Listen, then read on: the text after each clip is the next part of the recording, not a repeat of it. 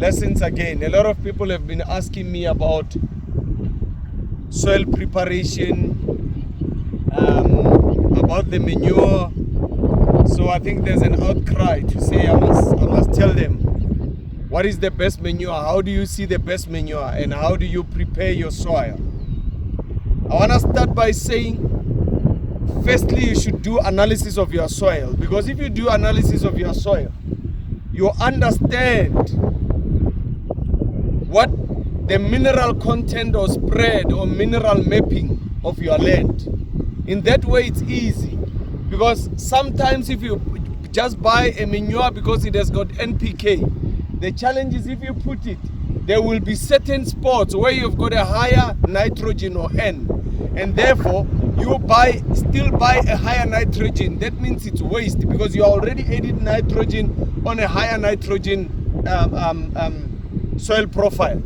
So that is why it's very important. Firstly, you go and do your soil analysis. There are different companies which do it for free. But I want to tell you that the most important mineral that your soil needs, the high level, is NPK. That's your nitrogen, phosphorus, and potassium. NPK. That is why when you buy a bag of nitrogen, you find it written NPK.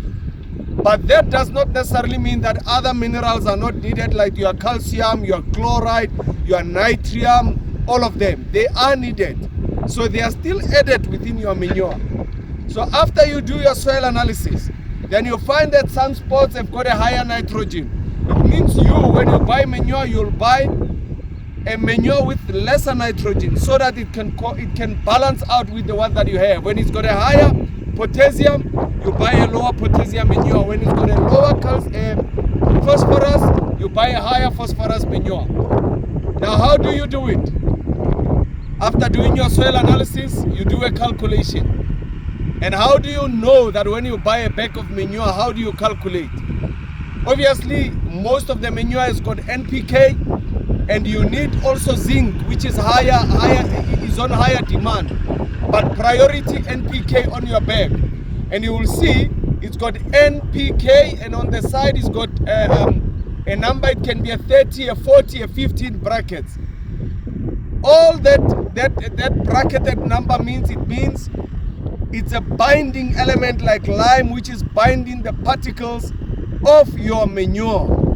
So now if they say NPK, now what you do, let's take for example, N is 3, P is 3, K is 3. I just want to make an example when you are sitting at home so that you can properly calculate. Let's say now you've got a 3, NPK. So how you calculate? You say N plus P plus K, which is 3 plus 3 plus 3 equals to 9.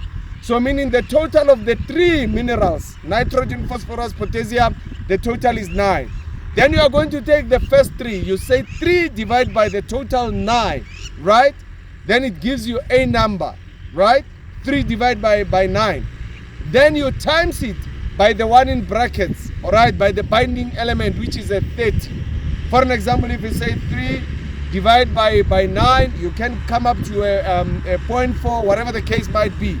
Then you times it by the total in bracket 30.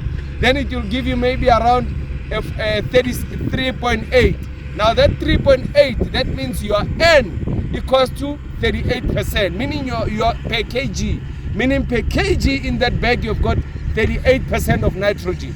You do the same with your phosphorus. If your phosphorus have got a 9, if your phosphorus, let's say your P is, let's go back, I said 3. Your phosphorus is also a 3. You do the same calculation, 3 divided by the total, which is a 9, divide by 30, the binding element, you get a number. Now how you are going to work it out? So if you have got, the first number is giving you about 8.3, then you say that 8.3 equals to 87% per kg. Your K, 87% per kg, which is 8.7. Your phosphorus, 8.7, 87 per kg. Then that means you are going to say 87 plus 87 plus 87. The total tells you the fertilizer concentration or the mineral concentration in your bag. I think you've got me on that one. So you can take this and download, and you'll learn how you calculate. So that will give you how much you have. But nevertheless, Obviously, when you buy that manure, it must have a zinc component, which is very critical. Remember, your nitrogen it's on high demand on your soil. Nitrogen is important for the plant, for your yield on the farm. It's very important, and it's also important for the growth of your plant. So it's on high demand. Now the phosphorus, it's important. Phosphorus is also important, I think, for your root growth, the root stems. The nitrogen is for the growth of the plant and the yield that you're gonna get out.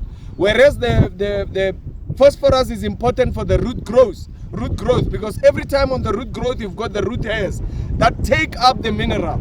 So if you don't develop your root hairs properly, you will see your plant will not be well nourished. And then you've got your potassium, which is important for the development of your plant. So that is why the three are very important. But nevertheless, let's go back.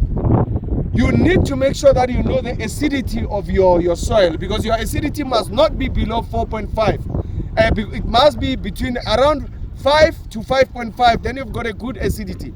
Because if your acidity is very low, those minerals will not be properly absorbed by the plant. So some people, they ask themselves, but why we plant and we don't see our plant growing? Sometimes your acidity level, if it's abnormal alkalinity, acidity at the higher level or at the lower level, you have a problem. That is why sometimes when you buy certain chemical, they've got those binders in there.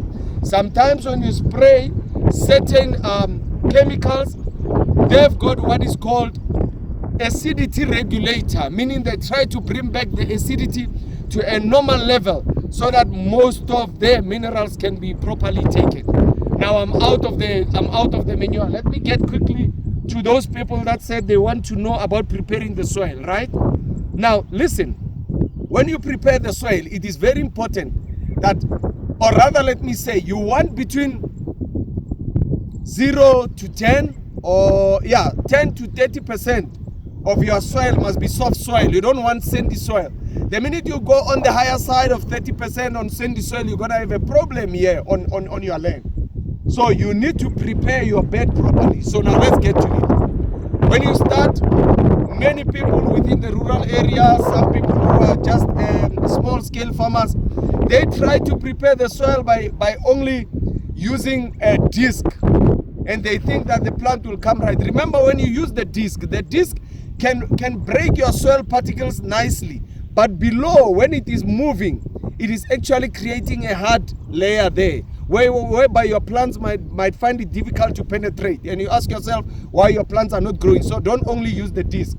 Some people only use the chisel plow. Remember, chisel plow turn your soil, but also just take the plants and turn the roots upside down and they will grow again. So you need, when you use a chisel plow, it must be on a soil that is well prepared, without a weed. Now, how do you do it? Most of the time, those who are starting, they prefer a ripper. A ripper, look here. A ripper which is doing that on your soil. Meaning, you are trying to break your soil to be soft, and then after you do a second phase, which is now you are using your disc. When you use your disc, now you are trying to break it to be very soft. But after, you are going to do what you are doing now. So you use a ripper, right? Because a ripper does not create a hard surface. A ripper break it down without pressing it. Then you come with a disc which break it to a finer particles, so that when the root goes, they can go in nicely and there can be proper absorption of mineral. Then you do this. You see, that is the second part now. Your soil is level. We call it a soil bed, meaning after doing this leveling, that's when we are going to plant. And why is it important that when you disc, you must level? Because if you don't level, you're gonna find this. Come closer, let me show you. If you don't level your seed bed, you're gonna find this gap, right, where the soil is going down, up, and then when you plant, your plant will not be level at the same place.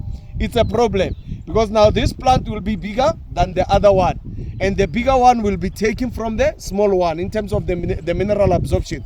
So they will be fighting for food. So it is very important that when you are actually preparing your land, you prepare it properly. You make sure that the soil is soft.